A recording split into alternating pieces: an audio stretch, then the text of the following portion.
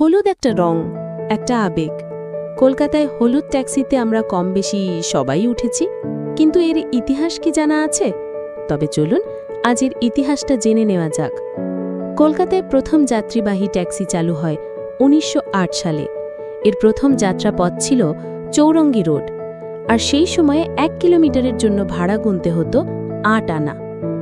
তবে প্রথম থেকেই এর রং কিন্তু হলুদ ছিল না, ছিল সাদা আর কালো, যেগুলো মূলত চলত শহরের মধ্যে। প্রথম দিকে ট্যাক্সিগুলো ছিল ফ্রেঞ্চ কারমেকার কোম্পানি সিট্রেন, তারপর আসলো Indian motor taxi cabin engineering company. এরপর ১৯৫৭ সালে হিন্দুস্তান মোটর আসলো তাদের অ্যাম্বাসেডর মডেল নিয়ে। এই হলুদ রং কিন্তু এই হিন্দুস্তান মোটর কোম্পানির দেওয়া। আস্তে আস্তে এই অ্যাম্বাসেডর আর হলুদ রং এত জনপ্রিয় হয়ে উঠল যে ট্যাক্সিগুলো কলকাতার একটা আইডেন্টিটি হয়ে উঠল, ঠিক হাওড়া ব্রিজ অফ ভিক্টোরিয়া মেমোরিয়ালের মতন।